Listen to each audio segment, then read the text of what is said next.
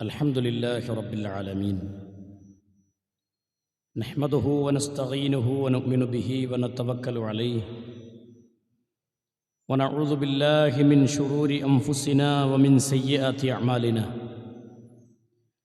من يهده الله فلا مضل له ومن يضلل فلا هادي له أشهد أن لا إله إلا الله وحده لا شريك له وأشهد أن محمدًا عبده ورسوله أرسله بالهدى ودين الحق ليظهره على الدين كله ولو كره المشركون اللهم صل على محمد وعلى آل محمد كما صليت على إبراهيم وعلى آل إبراهيم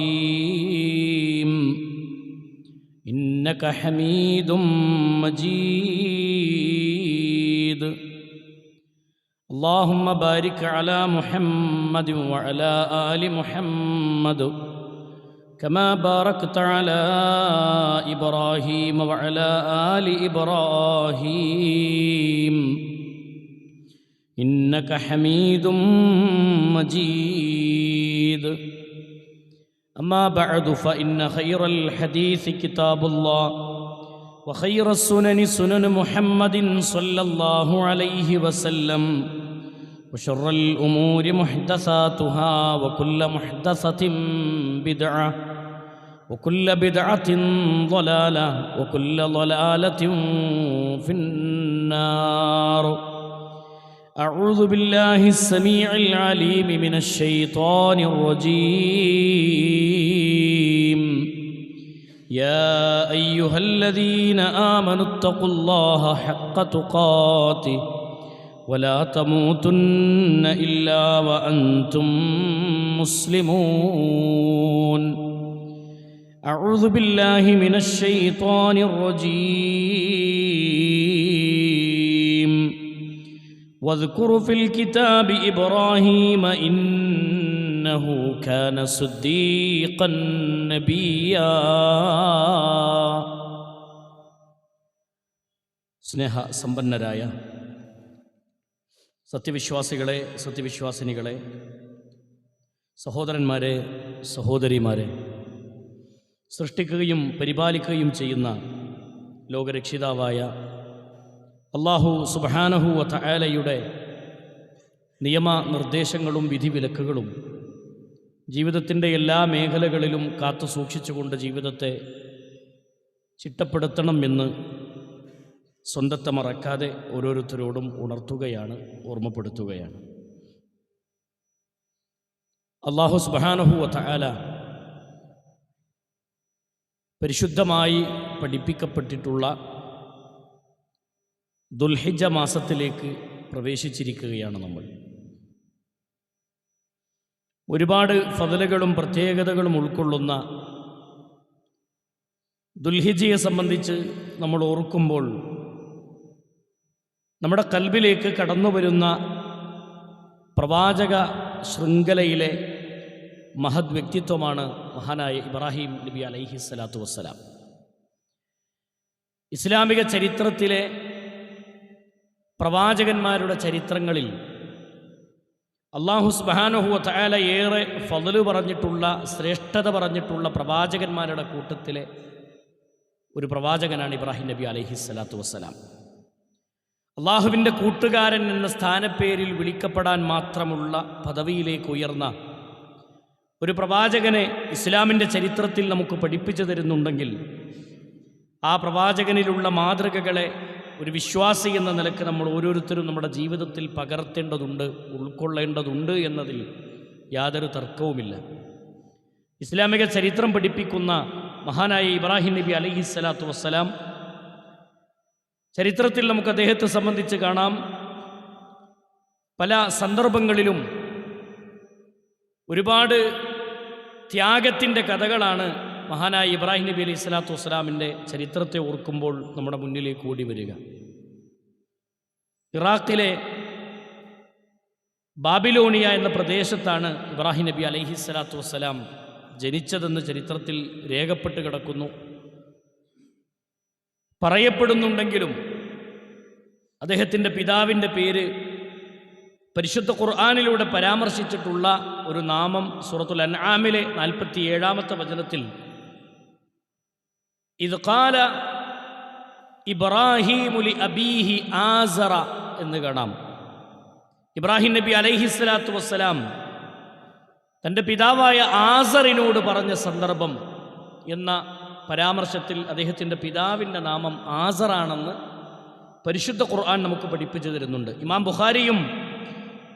ഇമാം ബുഖാരി ഉദ്ധരിക്കുന്ന ഹദീസിൽ കാണാം, നാളെ പരലോകത്ത് ഇബ്രാഹിം നബി അലൈഹിസ്സലാത്തു വസ്സലാമിനെ വിചാരണക്ക് കൊണ്ടുവരുന്ന സന്ദർഭത്തിൽ, എല്ലാ ആളുകളെയും വിചാരണക്ക് ഒരുമിച്ച് കൂട്ടുന്ന സന്ദർഭത്തിൽ ഇബ്രാഹിം നബിയുടെ പിതാവിന് കിട്ടുന്ന അദാബിനെ, അല്ലെങ്കിൽ താഴെ കിടക്കുന്ന ഇബ്രാഹിം അലൈഹിസ്സലാത്തു വസ്സലാമിൻ്റെ പിതാവിൻ്റെ അവസ്ഥകളെ വിശദീകരിച്ചുകൊണ്ട് പരലോകത്തെ അവസ്ഥകളെ വിവരിക്കുന്ന ഹദീസിനെ വിശദീകരിക്കുന്നിടത്തും ആസർ എന്ന പരാമർശം നമുക്ക് കാണാൻ കഴിയും. ഈ ആയത്തിൻ്റെയും ഹദീസുകളുടെയും അടിസ്ഥാനത്തിൽ അദ്ദേഹത്തിൻ്റെ പിതാവിൻ്റെ പേര് ആസറാണെന്ന് ചരിത്രത്തിൽ നമുക്ക് വ്യക്തമായി കാണാം. ഇസ്ലാം പഠിപ്പിക്കുന്നത് അദ്ദേഹം ജനിച്ച് വളരുന്ന നാടിൻ്റെ പ്രത്യേകത, ജനങ്ങൾ മുഴുവനും നക്ഷത്രങ്ങളെയും സൂര്യനെയും ചന്ദ്രനെയും വിഗ്രഹങ്ങളെയും ഒക്കെ ആരാധിച്ചുകൊണ്ടിരുന്ന ഒരു നാട്ടിലാണ് അദ്ദേഹം ജനിച്ചത് എന്ന് ചരിത്രം പഠിപ്പിക്കുന്നുണ്ട്. തൻ്റെ പിതാവിൻ്റെ ജോലി കൈകൾ കൊണ്ട് പ്രതിമകൾ ഉണ്ടാക്കി, വിഗ്രഹങ്ങൾ ഉണ്ടാക്കി, അതിന് പ്രത്യേക ദിവ്യത്വം കൽപ്പിച്ച് ആ തൻ്റെ കൈകൊണ്ടുണ്ടാക്കിയ വിഗ്രഹത്തിൻ്റെ മുന്നിൽ തന്നെ ആരാധന നടത്തുന്ന പിതാവിനെയാണ് ഇസ്ലാം പഠിപ്പിക്കുന്നത്. ചെറുപ്പകാലത്ത് ഇബ്രാഹിം നബി അലൈഹിസ്സലാത്തു വസ്സലാമിൻ്റെ കരങ്ങളിൽ കൊടുത്ത് വിഗ്രഹത്തെ വിൽക്കാൻ വേണ്ടി ഏൽപ്പിക്കുമായിരുന്നു എന്നൊക്കെ ചരിത്രത്തിൽ നമുക്ക് കാണാം. അന്നേ ഇബ്രാഹിം നബി അലൈഹിസ്സലാത്തു വസ്സലാമിനോട്, ഇബ്രാഹിം നബി അലൈഹിസ്സലാത്തു വസ്സലാമിൻ്റെ കൽബിൽ ഈ വിഗ്രഹത്തിനോട് ഒരു വെറുപ്പുണ്ടായിരുന്നു, അല്ലെങ്കിൽ ആ ആശയത്തിനോട് ഒരു ഇഷ്ടക്കുറവ് അദ്ദേഹം പ്രകടമാക്കിയിരുന്നു എന്നൊക്കെ ചരിത്രത്തിൽ നമുക്ക് കാണാൻ സാധിക്കും. ഇസ്ലാമിൻ്റെ ചരിത്രം പഠിപ്പിക്കുന്ന മഹാനായ ഇബ്രാഹിം നബി അലൈഹിസ്സലാത്തു വസ്സലാം പ്രവാചകനാകുന്നതിന് മുമ്പ് അവിടെ ഉണ്ടായിരുന്നൊരു ചെറിയ രൂപമാണ് സഹോദരങ്ങളെ അറിയിച്ചത്. പിന്നീട് അദ്ദേഹം പ്രവാചകനായി ഇസ്ലാമിൻ്റെ ചരിത്രത്തിലെ ഒരു മഹൽ വ്യക്തിത്വമായി മാറുകയും ലോകത്ത് വ്യത്യസ്തരായ കക്ഷികൾ അദ്ദേഹത്തിൻ്റെ പിൻഗാമികളാണെന്ന് അവകാശവാദം ഉന്നയിച്ച കക്ഷികളെ ഇന്നും അന്നും നമുക്ക് കാണാൻ കഴിയും. ഇബ്രാഹിം നബി അലൈഹിസ്സലാത്തു വസ്സലാം ഞങ്ങളുടെയാളാണ് എന്നവകാശപ്പെടുന്ന ആളുകൾ ഇന്ന് നാട്ടിൽ ഒരുപാട് കക്ഷികളുണ്ട്. റസൂലുള്ളാഹി സ്വല്ലല്ലാഹി അലൈഹി വസല്ലമയുടെ കാലഘട്ടത്തിൽ തന്നെ സഹോദരങ്ങളെ 4 കക്ഷികൾ രംഗപ്രവേശനം ചെയ്തത് ചരിത്രത്തിൽ നമുക്ക് കാണാം. ഇബ്രാഹിം നബിയുടെ മില്ലത്തിൽ ഞങ്ങളാണെന്ന് അവകാശപ്പെട്ടിരുന്ന ഒന്നാമത്തെ കക്ഷി ഹബീബായ മുഹമ്മദ് റസൂലുള്ളാഹി സ്വല്ലല്ലാഹു അലൈഹി വസല്ലമയും അനുയായികളുമാണ്. അള്ളാഹുവിൻ്റെ റസൂൽ സല്ലല്ലാഹു അലൈഹി വസല്ലമ പ്രഖ്യാപിച്ചത് ഞങ്ങൾ ഇബ്രാഹിമിൻ്റെ പാതയിലാണ്, അലൈഹിസ്സലാത്തു വസ്സലാമിൻ്റെ പാതയിലാണെന്ന് റസൂലുള്ളാഹി സ്വല്ലല്ലാഹു അലൈഹി വസല്ലമ പ്രഖ്യാപിച്ചു. അതേപോലെ തന്നെ മറ്റൊരു കക്ഷിയാണ് യഹൂദികൾ. യഹൂദികളായ ആളുകളും പറഞ്ഞു ഞങ്ങളാണ് ഇബ്രാഹിം നബി അലൈഹിസ്സലാത്തു വസ്സലാമിൻ്റെ കക്ഷി, ഇബ്രാഹിം അലൈഹിസ്സലാത്തു വസ്സലാമിൻ്റെ പാത പിന്തുടരുന്നവർ ഞങ്ങളാണെന്ന് യഹൂദികൾ വാദിച്ചു. അതേപോലെ തന്നെ നസ്വാറാക്കളായ നസ്രാനികൾ അവരും വാദിച്ചു, ക്രൈസ്തവരായ ആളുകളെന്ന് വാദിച്ചിരുന്നു, ഞങ്ങളാണ് ഇബ്രാഹീമിൻ്റെ ആളുകളെന്ന്. 4ാമത്തെ കക്ഷി മക്കത്തെ മുശ്രിക്കുകളാണ്. മക്കയിലെ മുശ്രിക്കുകളും വാദിച്ചു ഞങ്ങൾ ഇബ്രാഹിം അലൈഹിസ്സലാത്തു വസ്സലാമിൻ്റെ കക്ഷിയാണ് എന്നവരും വാദിച്ചു. ഈ 4 അവകാശവാദക്കാർ രംഗത്ത് വന്നപ്പോൾ അല്ലാഹു സുബ്ഹാനഹു വ തആല ഈ പറയപ്പെട്ട 4 അവകാശവാദക്കാരിലെ 3 അവകാശവാദങ്ങളുടെ മുനയൊടിക്കുന്നത് ഇസ്ലാമിൻ്റെ ചരിത്രത്തിൽ പരിശുദ്ധ ഖുർആനിൻ്റെ വചനങ്ങളെടുത്ത് പരിശോധിച്ചാൽ നമുക്ക് കാണാൻ സാധിക്കും. പരിശുദ്ധ ഖുർആനിലെ സൂറത്തുൽ ബഖറയിലൂടെ അല്ലാഹു സുബ്ഹാനഹു വ തആല പഠിപ്പിക്കുന്നത് കാണാം. സൂറത്തുൽ ബഖറയിലെ അല്ലാഹു സുബ്ഹാനഹു വ തആല സൂറത്തുൽ ബഖറയിലൂടെ പഠിപ്പിക്കുന്നത് നോക്കൂ നിങ്ങൾ. ഈ 3 അവകാശവാദക്കാരെ അല്ലാഹു സുബ്ഹാനഹു വ തആല അവരുടെ ആശയത്തെ തച്ചുടക്കുന്നത് പരിശുദ്ധ ഖുർആനിലെ വചനങ്ങളിലൂടെ നമുക്ക് കാണാം. അം തഖൂലൂന ഇന്ന ഇബ്രാഹീമ വ ഇസ്മാഈല വ ഇസ്ഹാഖ വ യഅഖൂബ വൽ അസ്ബാത്ത് കാനൂ ഹൂദൻ ഔ നസ്വാറാ. പരിശുദ്ധ ഖുർആൻ പഠിപ്പിക്കുന്നത് ഇബ്രാഹീമും ഇസ്മാഈലും ഇസ്ഹാഖും യഅഖൂബും ഒക്കെ യഹൂദികളും നസ്വാറാക്കളുമാണ് എന്ന് നിങ്ങൾ പറയുകയാണോ എന്ന് പരിശുദ്ധ ഖുർആൻ ചോദിക്കുന്നത് കാണാം. എന്നിട്ട് അല്ലാഹു തുടർന്ന് പഠിപ്പിക്കുന്നത് സൂറത്തു ആലി ഇംറാനിലെ 3-ാമത്തെ അധ്യായത്തിന്റെ 65-ാമത്തെ വചനത്തിലുള്ള പഠിപ്പിക്കുന്നത് കാണാം. യാ അഹ്ലൽ കിതാബ്, ഏ വേദക്കാരെ, യഹൂദികളെയും നസ്വാറാക്കളെയും ഒക്കെ വിളിച്ചുകൊണ്ട് അല്ല പഠിപ്പിക്കുന്ന വാചകം, ലിമതു ഹാജ്ജൂന ഫീ ഇബ്രാഹിം വമാ ഉൻസിലത്തിത് തൗറാത്തു വൽ ഇൻജീൽ ഇല്ലാ മിൻ ബഅദിഹി അഫലാ തഅഖിലൂൻ. പരിശുദ്ധ ഖുർആൻ ചോദിക്കുകയാണ്, വേദക്കാരെ, യഹൂദികളെ, നസ്വാറാക്കളെ, ഇബ്രാഹിം നബിയുടെ വിഷയത്തിൽ നിങ്ങൾ എന്തിനാണ് തർക്കിക്കുന്നത്? നിങ്ങൾ എന്തിനാണ് ഇബ്രാഹിമിന്റെ വിഷയത്തിൽ തർക്കിക്കുന്നത്? ഇബ്രാഹിം ഞങ്ങളുടെ ആളാണെന്ന് യഹൂദികളെ, നസ്വാറാക്കളെ, നിങ്ങൾ എന്തിനാണ് തർക്കിക്കുന്നത്? എന്നിട്ട് പരിശുദ്ധ ഖുർആൻ ചോദിക്കുന്ന ചോദ്യം, ആ പ്രവാചകന്റെ കാലശേഷമല്ലേ തൗറാത്തും ഇഞ്ചീലും ഇറക്കപ്പെട്ടത്? പിന്നെ എങ്ങനെയാണ് നിങ്ങൾ നിങ്ങളുടെ ആളാണെന്ന് അവകാശവാദം ഉന്നയിക്കുക എന്ന് മഹാനായ ഇബ്രാഹിം നബി അലൈഹിസ്സലാത്തു വസ്സലാമിൻ്റെ പേരിൽ അവകാശവാദം ഉന്നയിച്ച യഹൂദികളോടും നസ്വാറാക്കളോടും അല്ല ചോദിക്കുന്ന ചോദ്യമാണ്. നിങ്ങളുടെ ആളാണെന്ന് പറയാൻ എന്തവകാശമാണ് നിങ്ങൾക്കുള്ളത് എന്ന് ചോദിക്കുകയാണ് പരിശുദ്ധ ഖുർആൻ. നോക്കൂ നിങ്ങൾ, 3 അവകാശവാദങ്ങളെ തച്ചുടക്കുന്നിടത്ത് പരിശുദ്ധ ഖുർആനിലെ 3-ാമത്തെ അധ്യായം അതിൻ്റെ 76-ാമത്തെ വചനത്തിൽ യഹൂദികളോടും നസ്വാറാക്കളോടും മക്കയിലെ മുശ്രിക്കുകളോടടക്കം അല്ല പറയുന്ന വാക്ക്, ആരാണ് ഇബ്രാഹിം നബി അലൈഹിസ്സലാത്തു വസ്സലാം? മാ കാന ഇബ്രാഹീമു യഹൂദിയ്യൻ വലാ നസ്റാനിയ്യാ വലാകിൻ കാന ഹനീഫൻ മുസ്ലിമാ വമാ കാന മിനൽ മുശ്രിക്കീൻ. ആരാണ് ഇബ്രാഹിം നബി അലൈഹിസ്സലാത്തു വസ്സലാം എന്ന് പരിശുദ്ധ ഖുർആൻ പഠിപ്പിക്കുകയാണ്. മാ കാന ഇബ്രാഹീമു യഹൂദിയ്യൻ വലാ നസ്റാനിയ്യാ. ഇബ്രാഹിം യഹൂദിയോ നസ്രാനിയോ ആയിട്ടില്ല. അദ്ദേഹം ആരായിരുന്നു? വലാകിൻ കാന ഹനീഫൻ മുസ്ലിമാ. അദ്ദേഹം മുശ്രിക്കുകളിൽ പെട്ടവനുമല്ല, മറിച്ച് ആരാണ്? ഹനീഫൻ മുസ്ലിമാ. അദ്ദേഹം ഒരു മുസ്ലിമായി ജീവിച്ച വ്യക്തിത്വമാണ്. അദ്ദേഹം മുസ്ലിമാണ്. വമാ കാന മിനൽ മുശ്രിക്കീൻ. മുശ്രിക്കുകളുമായി യാതൊരു ബന്ധവുമില്ലാത്ത വ്യക്തിത്വമാണ്. അപ്പൊ മക്കത്തെ മുശ്രിക്കിന്റെ ആശയവും തച്ചുടച്ചു. യഹൂദികളുടെയും നസ്വാറാക്കളുടെയും വാദങ്ങളെയും അല്ല തച്ചുടക്കുകയാണ്. എന്നിട്ട് അല്ല പഠിപ്പിക്കുന്നത്, വലാകിൻ കാന ഹനീഫൻ മുസ്ലിമാ. അദ്ദേഹം ഒരു മുസ്ലിമായിരുന്നു എന്ന് പരിശുദ്ധ ഖുർആൻ പഠിപ്പിക്കുന്ന നമുക്ക് കാണാം. അപ്പോൾ ഇബ്രാഹിം നബി അലൈഹിസ്സലാത്തു വസ്സലാമിൻ്റെ ഇബ്രാഹിം നബിയുടെ ആളുകളാണെന്ന് പറഞ്ഞ് അവകാശവാദം ഉന്നയിച്ച് വന്നവരെ അല്ലാഹു സുബ്ഹാനഹു വ തആല തന്നെ വ്യക്തമായി നിങ്ങളുടെ കൂട്ടത്തിൽപ്പെട്ടവനല്ല ഇബ്രാഹിം. ഇബ്രാഹിം നബി അലൈഹിസ്സലാത്തു വസ്സലാം ഒരു മുസ്ലിമായി ജീവിച്ച വ്യക്തിത്വമാണ് എന്ന് പരിശുദ്ധ ഖുർആനിലെ 3-ാമത്തെ അധ്യായം 67-ാമത്തെ വചനത്തിൽ അല്ലാഹു പഠിപ്പിക്കുന്ന വാചകമാണ് സഹോദരങ്ങളെ. ഇനിയും നമുക്ക് കാണാം പരിശുദ്ധ ഖുർആനിലെ 3-ാമത്തെ അധ്യായം 68-ാമത്തെ വചനത്തിലുള്ള പഠിപ്പിക്കുന്നത്, ഇന്ന ഔലന്നാസ് ബി ഇബ്രാഹീമ ലല്ലദീന തബഉ വഹദൻ നബിയു വല്ലദീന ആമനു വല്ലാഹു വലിയുൽ മുഅ്മിനീൻ. ഇബ്രാഹീമിനോട് ഏറ്റവും അടുത്തു നിൽക്കുന്നവർ ആരാണ്? ഇസ്ലാമിക കക്ഷികൾ രംഗപ്രവേശനം ചെയ്തവരുണ്ട്.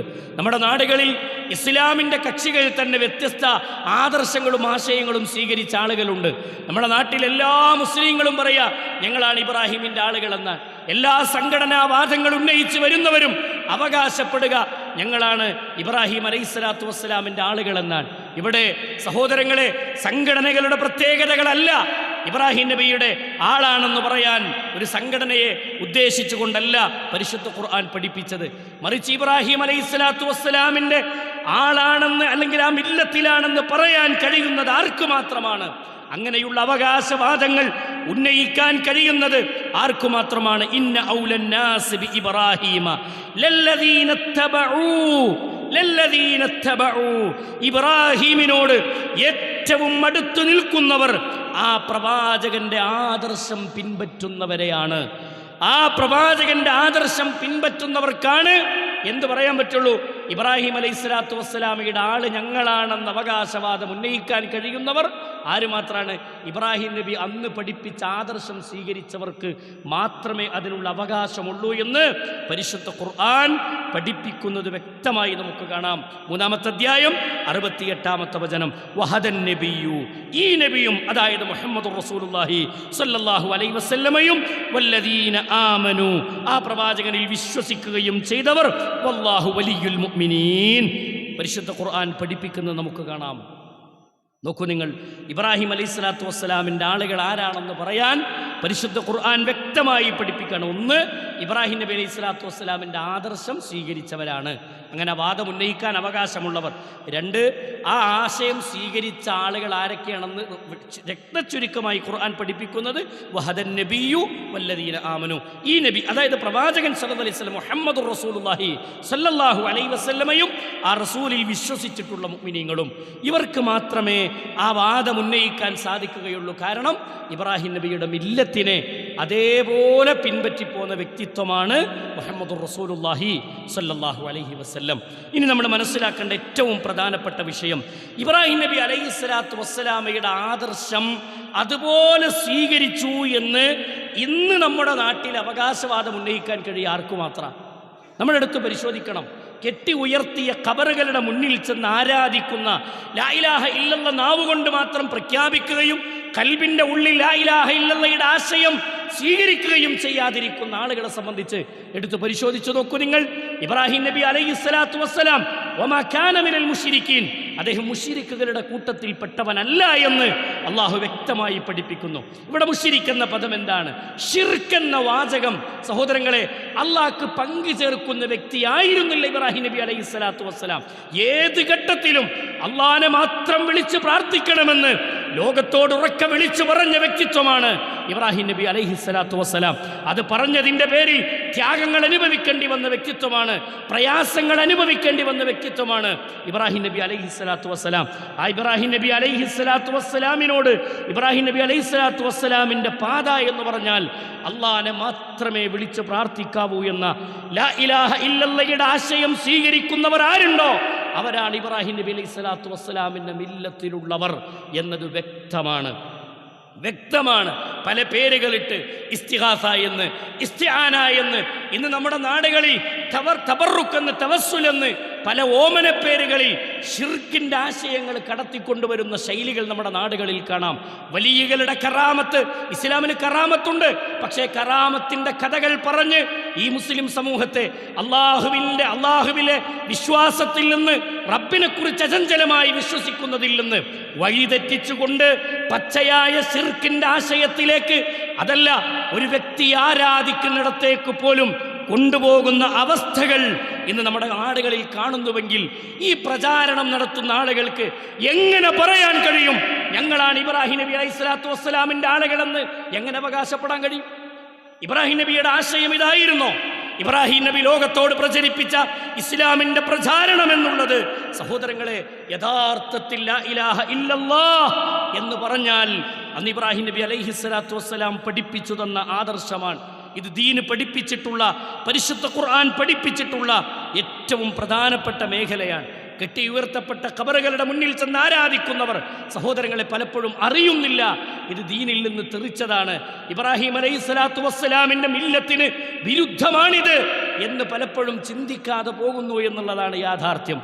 അതുകൊണ്ട് അല്ലാഹു സുബ്ഹാനഹു വ തആല എല്ലാവർക്കും ഹിദായത്തിനെ പ്രദാനം ചെയ്ത് അനുഗ്രഹിക്കുമാറാവട്ടെ എന്ന് ഓർമ്മപ്പെടുത്തുകയും പ്രാർത്ഥിക്കുകയും ചെയ്യുകയാണ്. സഹോദരങ്ങളെ, ഏറ്റവും പ്രധാനമായി നമ്മൾ മനസ്സിലാക്കേണ്ട വിഷയമാണ്. ഇസ്ലാമിക ചരിത്രങ്ങളെടുത്ത് പരിശോധിച്ചാൽ, പരിശുദ്ധ ഖുർആനിൻ്റെ വചനങ്ങളെടുത്ത് പരിശോധിച്ചാൽ ഒരുപാട് പ്രത്യേകതകളും ശ്രേഷ്ഠതകളുമുള്ള വ്യക്തിത്വമാണ് ഇബ്രാഹിം നബി അലൈഹി സ്വലാത്തു വസ്സലാം. ഒരുപാട് മാതൃകകൾ അദ്ദേഹത്തിൻ്റെ ജീവിതത്തിൽ നമുക്ക് സ്വീകരിക്കാനുണ്ട്. ദുൽഹിജ്ജ മാസത്തിലേക്ക് പ്രവേശിച്ച് ഒരു ബലി പെരുന്നാളിനോടടുത്തു നിൽക്കുന്ന ഈ സന്ദർഭത്തിൽ ഇബ്രാഹിം നബി അലൈഹി സ്വലാത്തു വസ്സലാമിൻ്റെ ഫضലുകളും ശ്രേഷ്ഠതകളും സഹോദരങ്ങളെ നമ്മൾ ഓർക്കാതെ പോകരുത്, അയവറക്കാതെ പോകരുത്. ഓരോ നമസ്കാരത്തിൻ്റെ വേളകളിലും സ്വലാത്തുകൾ വർദ്ധിപ്പിക്കുന്നിടത്തൊക്കെ നമ്മൾ ഇബ്രാഹിം നബി അലൈഹി സ്വലാത്തു വസ്സലാമിനെ ഓർക്കാറുണ്ട്. എന്നാൽ ഈ മാസങ്ങളിൽ പ്രത്യേകിച്ച് നമ്മൾ ഓർക്കുന്നത് ഒരു മഹാചരിത്രത്തെ മുന്നിൽ വെച്ചുകൊണ്ടാണ്. ഇബ്രാഹിം നബി അലൈഹി സ്വലാത്തു വസ്സലാമിനെ കുറിച്ച് പരിശുദ്ധ ഖുർആൻ പ്രയോഗിച്ച പ്രയോഗങ്ങളിൽ ഒന്ന്, ഇബ്രാഹിം നബി അലൈഹി സ്വലാത്തു വസ്സലാം സിദ്ദീഖ് എന്ന നാമത്തിൻ്റെ ഉടമയാണ്. പരിശുദ്ധ ഖുർആൻ പഠിപ്പിക്കുന്നത് വദ്കുർ ഫിൽ കിതാബി ഇബ്രാഹീമ ഇന്നഹു കാന സിദ്ദീഖൻ നബിയ്യാ. ഇബ്രാഹിം നബി അലൈഹി സ്വലാത്തു വസ്സലാമിനെ കുറിച്ച് അള്ളാഹു പറയുന്ന വാക്ക്, ഇബ്രാഹിം അലൈഹി സ്വലാത്തു വസ്സലാം സത്യസന്ധനായൊരു പ്രവാചകനാണ്. സിദ്ദീഖ് എന്ന നാമം അള്ളാഹ് നൽകിയ നാമാണ്. ഇബ്രാഹിം നബി അലൈഹി സ്വലാത്തു വസ്സലാമിന് പടച്ച റബ്ബ് നൽകിയ നാമം സിദ്ദീഖ്. മറ്റൊരു പരാമർശം പരിശുദ്ധ ഖുർആനിൻ്റെ ആയത്തുകളിൽ തന്നെ നമുക്ക് കാണാൻ കഴിയും. ഉമ്മത്ത് എന്ന സ്ഥാനപ്പേരുള്ള വ്യക്തിത്വമാണ് മഹാനായ ഇബ്രാഹിം നബി അലൈഹി സ്വലാത്തു വസ്സലാം. ഉമ്മത്ത് എന്ന നാമം ഇബ്രാഹിം നബി അലൈഹി സ്വലാത്തു വസ്സലാം ഉമ്മത്ത് എന്ന നാമത്തിൻ്റെ അർഹനാവാൻ അല്ലെങ്കിൽ ആ സ്ഥാനത്തേക്ക് വരാനുള്ള കാരണം എന്താണെന്ന് വെച്ചാൽ, അദ്ദേഹം ഒരു വ്യക്തിയാണെങ്കിലും ഒരു സമൂഹത്തിന് എല്ലാ നിലക്കും മാതൃക കാണിച്ചൊരു വ്യക്തി എന്ന സ്ഥാനത്ത് നിന്നുകൊണ്ട് പരിശുദ്ധ ഖുർആൻ അദ്ദേഹത്തെ ഉമ്മത്ത് എന്ന് പ്രയോഗിച്ചു. ഒരു പ്രസ്ഥാനമായി അല്ലെങ്കിൽ ഒരു സമൂഹം ആയി അദ്ദേഹം അറിയപ്പെട്ടു എന്നുള്ളത് ചരിത്രത്തിൽ നമുക്ക് കാണാം. മൂന്നാമത്തെ പ്രത്യേകത ഖാനിത്തൻ ലില്ലാഹ്. അല്ലാഹു സുബ്ഹാനഹു വ തആല അദ്ദേഹത്തിന് നൽകിയ മറ്റൊരു നാമമാണ് ഖാനിത്തൻ ലില്ലാഹ്. അള്ളാഹുവിന് ഭയന്ന് ജീവിക്കുന്ന ഒരു വ്യക്തിത്വമായിരുന്നു ഇബ്രാഹിം നബി അലൈഹി സ്വലാത്തു വസ്സലാം. നാലാമത്തെ പ്രത്യേകത നമുക്ക് കാണാം ഹനീഫൻ. അദ്ദേഹം ഹനീഫൻ എന്ന സ്ഥാനപ്പേരുള്ള വ്യക്തിത്വമാണ്. ഹനീഫൻ എന്ന് പറഞ്ഞാൽ ഹൃദയത്തിൽ വക്രതയില്ലാത്ത മനുഷ്യനായിരുന്നു ഇബ്രാഹിം നബി അലൈഹി സ്വലാത്തു വസ്സലാം. വക്രതയില്ലാത്ത മനുഷ്യനായിരുന്നു എന്നാണ്. വലം യകു മിനൽ മുസ്ലിമീൻ വലം യകു മിനൽ മുശ്രിക്കീൻ. അദ്ദേഹം മുശ്രിക്കുകളുടെ കൂട്ടത്തിൽപ്പെട്ടവനായിരുന്നില്ല, അദ്ദേഹം ഒരു മുസ്ലിമായിരുന്നു എന്ന് കാണാം. മുസ്ലിം എന്ന സ്ഥാനം പരിശുദ്ധ ഖുർആനിലൂടെ അല്ലാഹു സുബ്ഹാനഹു വ തആല ഇബ്രാഹിം നബി അലൈഹി സ്വലാത്തു വസ്സലാമിനോട് ചോദിക്കുന്ന ചോദ്യമാണ്. ഖാല അസ്ലംതു ലിറബ്ബിൽ ആലമീൻ.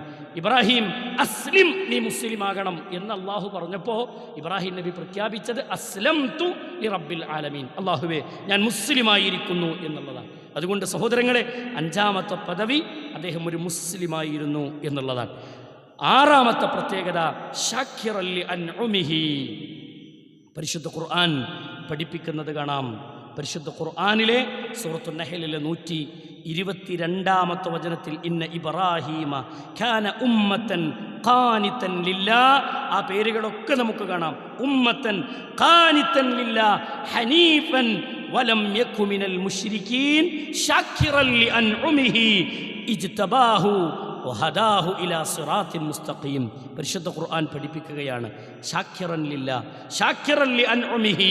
അദ്ദേഹം അനുഗ്രഹങ്ങൾക്ക് കീഴൊതുങ്ങിയ വ്യക്തിത്വമാണ്. ഇബ്രാഹിം നബിയുടെ പ്രത്യേകത എന്ന് പറഞ്ഞാൽ അള്ള നൽകിയ മുഴുവൻ അനുഗ്രഹങ്ങളോടും ശുക്ർ കാണിച്ച് ആ അനുഗ്രഹങ്ങളിലേക്ക് കീഴൊതുങ്ങിയ ഒരു വ്യക്തിത്വമാണ് മഹാനായ ഇബ്രാഹിം നബി അലൈഹി സ്വലാത്തു വസ്സലാം എന്ന് ചരിത്രത്തിൽ നമുക്ക് കാണാം. അതുപോലെ തന്നെ ഇബ്രാഹിം നബി അലൈഹി സ്വലാത്തു വസ്സലാമിന് വഫ എന്നൊരു നാമപ്പേര് പരിശുദ്ധ ഖുർആൻ തന്നെ പഠിപ്പിക്കുന്ന നമുക്ക് കാണാം. ഇബ്രാഹിം അല്ലദീ വഫ. എന്താ വഫ എന്നുള്ള പദം? കരാറുകൾ പൂർത്തീകരിച്ച പ്രവാചകൻ എന്നാണ്. കരാറുകൾ പൂർത്തീകരിച്ച വ്യക്തിത്വം. വഫ എന്ന നാമപ്പേര് അള്ളാഹു നൽകിയതാണ്.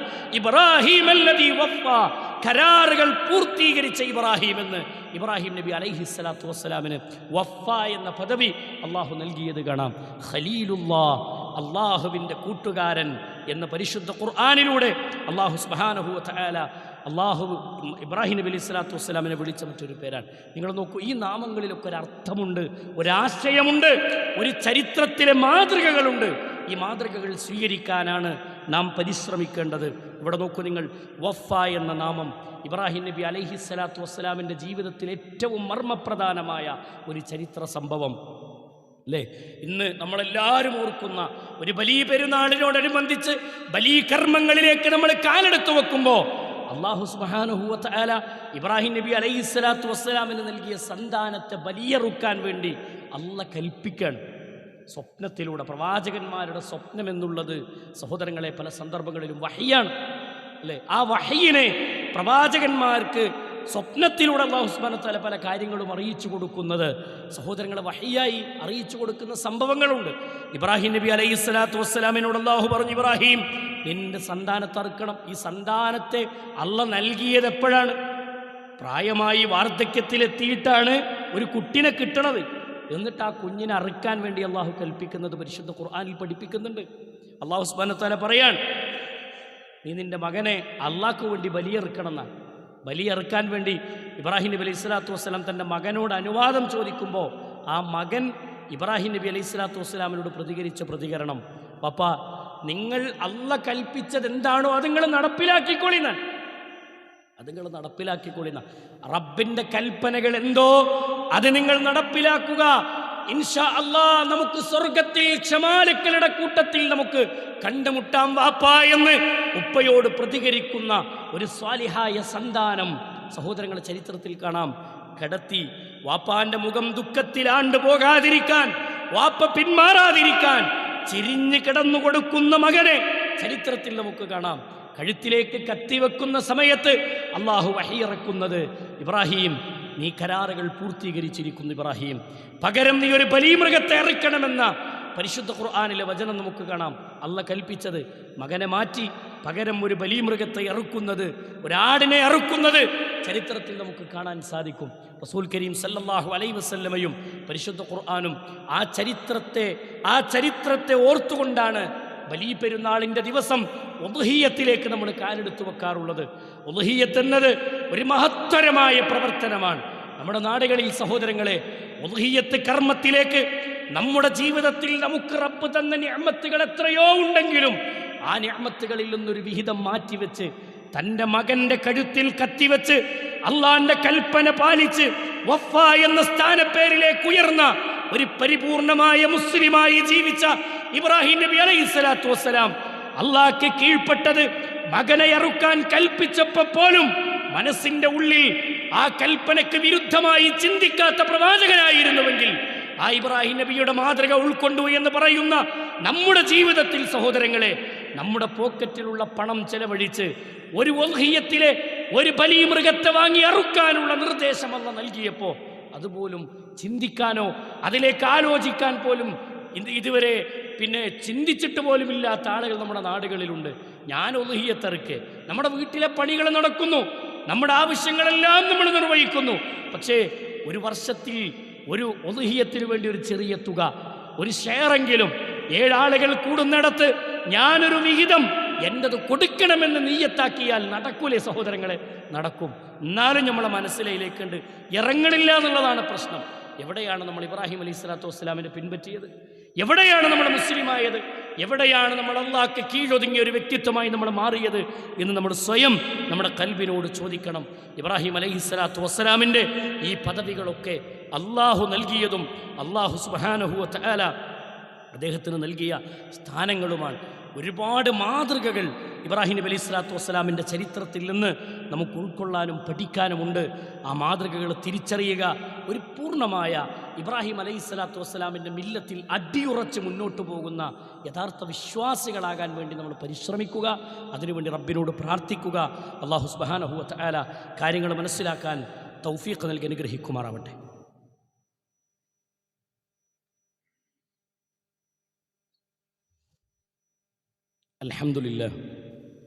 അൽഹംദുലില്ലാഹി റബ്ബിൽ ആലമീൻ അസ്സലാത്തു വസ്സലാമു അലാ അഷ്റഫിൽ അംബിയാഇ വൽ മുർസലീൻ നബിയിന മുഹമ്മദിൻ വഅലാ ആലിഹി വസഹ്ബിഹി അജ്മഈൻ. അമ്മാ ബഅദ്, ഇത്തഖുല്ലാഹ ഇബാദല്ലാഹ്, ഊസീകും സാനിയം ബിത്തഖ്വല്ലാഹ്. അല്ലാഹു സുബ്ഹാനഹു വ തആലയുടെ നിയമനിർദ്ദേശങ്ങളും വിധിവിലക്കുകളും ജീവിതത്തിൻ്റെ എല്ലാ മേഖലകളിലും കാത്തു സൂക്ഷിച്ചുകൊണ്ട് ജീവിക്കണമെന്ന് ഒരിക്കൽ കൂടി എല്ലാവരോടും ഉണർത്തുകയാണ്, ഓർമ്മപ്പെടുത്തുകയാണ്. ത്യാഗനിർഭരമായ ജീവിതം നയിച്ച മഹാനായ ഇബ്രാഹിം നബി അലൈഹി സ്വലാത്തു വസ്സലാമിൻ്റെ ചരിത്രങ്ങളിലെ ചില ഭാഗങ്ങളെയാണ് പരാമർശിച്ചത്. അദ്ദേഹത്തിന് അള്ളാഹു നൽകിയ ഫضലുകളും ശ്രേഷ്ഠതകളുമാണ് ഓർമ്മപ്പെടുത്തിയത്. അദ്ദേഹത്തിൻ്റെ ജീവിതത്തിൽ അദ്ദേഹം നൽകിയ മാതൃകകൾ ഒട്ടനവധിയുണ്ട്. ഓരോ മാതൃകകളെയും നമ്മൾ പിൻപറ്റുകയും പഠിക്കുകയും അത് ഉൾക്കൊണ്ടുകൊണ്ട് ജീവിക്കാൻ വേണ്ടി പരിശ്രമിക്കുകയും ചെയ്യണമെന്നതാണ് ഓർമ്മപ്പെടുത്താനുള്ളത്. പ്രിയമുള്ള സഹോദരങ്ങളെ, സുഹൃത്തുക്കളെ, ഈ മാസത്തിന് ഒരുപാട് പ്രത്യേകതകളും ഫضലുകളുമുണ്ട്. ദുൽഹിജ്ജ ആദ്യ 10 ഹാജിമാരുടെ കർമ്മങ്ങളെ സംബന്ധിച്ച് പരിശുദ്ധ ദീനുൽ ഇസ്ലാം ഒരു പവിത്രമായ കർമ്മമായി വിശേഷിപ്പിക്കും നമുക്ക് കാണാൻ കഴിയും. ദുൽഹിജ്ജ 9 ദിവസം അറഫ ദിനം എന്ന് അല്ലാഹു സുബ്ഹാനഹു വ തആല വിശേഷിപ്പിച്ചത് നമുക്ക് കാണാം. അൽ ഹജ്ജു അൽ അറഫ. അന്ന് ഹാജിമാർ അറഫയിലേക്ക് പ്രവേശിക്കുന്ന ദിവസം പാപങ്ങൾ കഴുകിക്കളയുന്ന ഹാജിമാരുടെ കർമ്മങ്ങൾ അല്ലാഹു സുബ്ഹാനഹു വ തആലയുടെ അടുക്കലേക്ക് അവർ കർമ്മങ്ങളുമായി ഇറങ്ങിച്ചെല്ലുമ്പോൾ അവരുടെ പാപങ്ങൾ കഴുകിക്കളയുന്ന ഒരു സന്ദർഭമാണ് യഥാർത്ഥത്തിൽ അറഫയിലേക്ക് പ്രവേശിക്കുക. അറഫ എന്നുള്ളത് ഹജ്ജാണ്. ഹജ്ജിൻ്റെ പൂർത്തീകരണം, ഹജ്ജ് എന്ന് പറഞ്ഞാൽ അൽ അറഫ എന്നതാണ്. അറഫയാണ് ഹജ്ജ് എന്ന് റസൂലുള്ളാഹി സ്വല്ലല്ലാഹു അലൈഹി വസല്ലമ അറഫയിലെ ഒരു പ്രധാന കർമ്മമായി, ഹജ്ജിൻ്റെ ഒരു പ്രധാന കർമ്മമായി അറഫയെ വിശദീകരിക്കും നമുക്ക് കാണാൻ സാധിക്കും. അന്നത്തെ ദിവസം ഒരു വിശ്വാസി എന്ന നിലക്ക് നമുക്കുള്ള ബാധ്യത റസൂൽ കരീം സല്ലല്ലാഹു അലൈഹി വസല്ലം പഠിപ്പിച്ചു തന്ന ഇമാം മുസ്ലിം ഉദ്ധരിക്കുന്ന ഹദീസിൽ കാണാം. അന്നത്തെ ദിവസം ഹാജിമാർ അറഫയിലേക്ക് പ്രവേശിക്കുമ്പോൾ ലോകത്തുള്ള മറ്റു മുസ്ലിമീങ്ങളെല്ലാവരും അതിനെ ഓർത്തുകൊണ്ട് അന്നത്തെ ദിവസം സുന്നത്ത് നോമ്പ് അനുഷ്ഠിക്കണമെന്ന് റസൂലുള്ളാഹി സ്വല്ലല്ലാഹു അലൈഹി വസല്ലമ പഠിപ്പിച്ചിട്ടുണ്ട്. സുഇല അൻ സൗമി യൗമി അറഫ. അറഫ ദിവസത്തിൻ്റെ നോമ്പിനെക്കുറിച്ച് റസൂൽ കരീം സല്ലല്ലാഹു അലൈഹി വസല്ലമയോട് ചോദിച്ചു. ഖാല ഫഖാല, അപ്പോൾ അല്ലാഹുവിൻ്റെ റസൂൽ സല്ലല്ലാഹു അലൈഹി വസല്ലമ മറുപടി പറഞ്ഞത് യുകഫിറു സനതൽ മാദിയതൽ ബാഖിയ. കഴിഞ്ഞുപോയതും വരാനിരിക്കുന്നതുമായ പാപങ്ങളെ അല്ലാഹു സുബ്ഹാനഹു വ തആല പുറത്തു തരികയാണ്. കഴിഞ്ഞുപോയ ഒരു വർഷത്തെ പാപം അല്ലാഹു നമ്മളിൽ നിന്ന് കഴുകിക്കളയുമെന്ന്, ചെറിയ പാപങ്ങളൊക്കെ മായ്ച്ചു കളയാൻ പറ്റുന്ന ഏറ്റവും നല്ലൊരവസരം റസൂൽ കരീം സല്ലല്ലാഹു അലൈഹി വസല്ലമ പഠിപ്പിച്ചു തന്ന ഏറ്റവും ഫضലുള്ളൊരു നോമ്പ്. ഈ നോമ്പ് നമ്മൾ ഒരിക്കലും നഷ്ടപ്പെടുത്താൻ പാടില്ല. ഇത്തരം സുന്നത്തുകളെ നമ്മളെ ഹയാത്താക്കുകയാണ് വേണ്ടത്. ഒരു മുഅക്കദായ ഏറ്റവും പ്രബലമായ ഒരു സുന്നത്താണ് റസൂൽ കരീം സല്ലല്ലാഹു അലൈഹി വസല്ലമ പഠിപ്പിച്ചത്. നമ്മുടെ നാട്ടിൽ ഭയങ്കര ശക്ക് കടന്നു വരുന്നൊരു സന്ദർഭമാണെന്ത്, ദുൽഹിജ്ജ 9 അന്നത്തെ ദിവസം അറഫയിൽ പ്രവേശിക്കുന്നത് നമ്മളിവിടെ മാസം കണ്ടതിൻ്റെ അടിസ്ഥാനത്തിൽ നമ്മളവിടുത്തെ 8ൻ്റെ അന്നായിരിക്കും ഓലി ചിലപ്പോൾ 9ലേക്ക് പ്രവേശിക്കണം. അപ്പോൾ നമ്മൾ ഏതാണ് അറഫ നോമ്പ് എന്ന് പറഞ്ഞാൽ എങ്ങനെയാണ് ചെയ്യേണ്ടത്? അവർ അറഫയിൽ പ്രവേശിക്കുന്ന അന്നത്തെ ദിവസം നമ്മൾ ഇവിടെ ആകുമ്പോൾ 8 വരിക. അതെങ്ങനെ നമ്മൾ നോമ്പനുഷ്ഠിക്കുക? 9ൻ്റെ അന്നല്ലേ നോമ്പ്? അപ്പോൾ മാസം കണ്ടതിൻ്റെ അടിസ്ഥാനത്തിലല്ലേ നോമ്പനുഷ്ഠിക്കേണ്ടതെന്നാണ്. നമ്മൾ മാസം കണ്ടതിൻ്റെ അടിസ്ഥാനത്തിലാണ് ദുൽഹിജ്ജ 9 നമ്മൾ കണക്കാക്കുന്നത്. നമ്മുടെ നാടുകളിൽ നമ്മൾ പെരുന്നാൾക്ക് എന്താ നോക്കുക? പെരുന്നാളിനും നോമ്പിനും നമ്മൾ എന്താ നോക്കുക? സുമൂലി റുയത്തിഹി അഫ്തിറൂലി റുയത്തിഹി. കണ്ടാൽ നിങ്ങൾ ആഘോഷിച്ചോളൂ, കണ്ടാൽ നിങ്ങൾ നോമ്പ് നോറ്റോളൂ എന്ന് പരിശുദ്ധ ഖുർആൻ മഹാനായ റസൂലുള്ളാഹി സ്വല്ലല്ലാഹു അലൈഹി വസല്ലം പഠിപ്പിച്ച ഹദീസിൻ്റെ അടിസ്ഥാനത്തിലാണ് പെരുന്നാളും അതേപോലെ തന്നെ മറ്റു നോമ്പ് ഫർളായ നോമ്പുകളൊക്കെ നമ്മൾ അനുഷ്ഠിക്കുന്നതെങ്കിൽ അതേ മാനദണ്ഡമാണ് ഇവിടെ.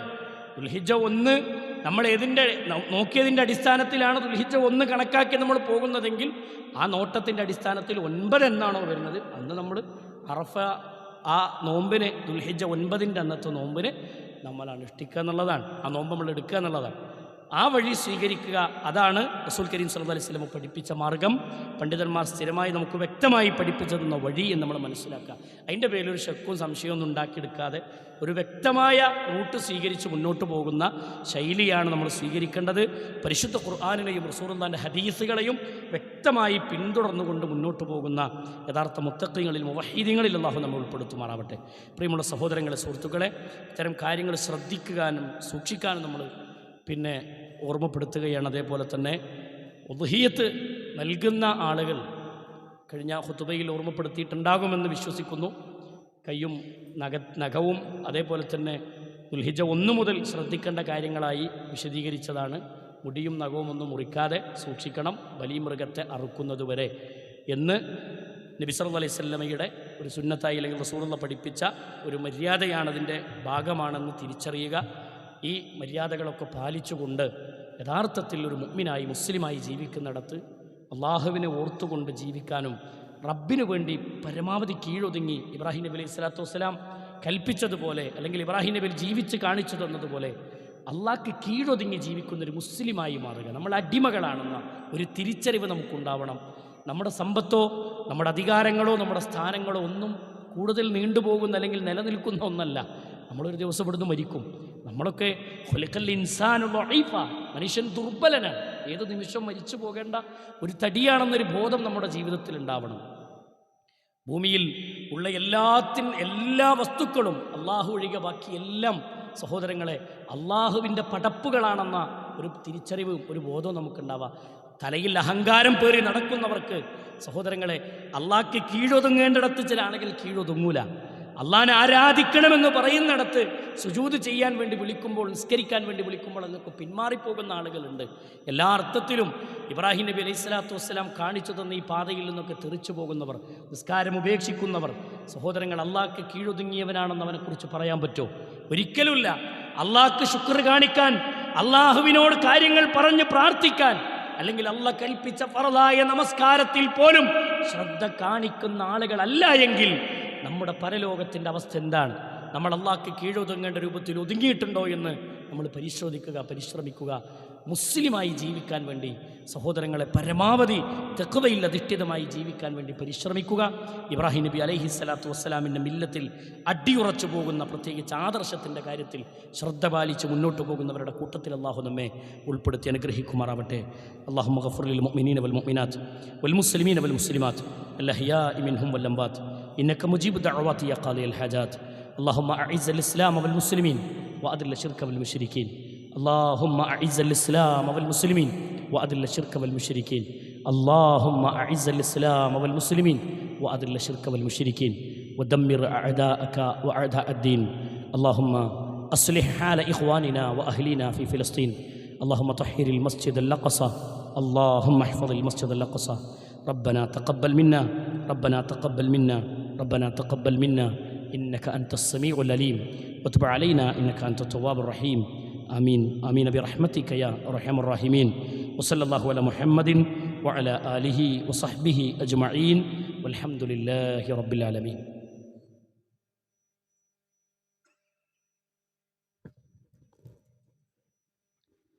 الله أكبر الله أكبر.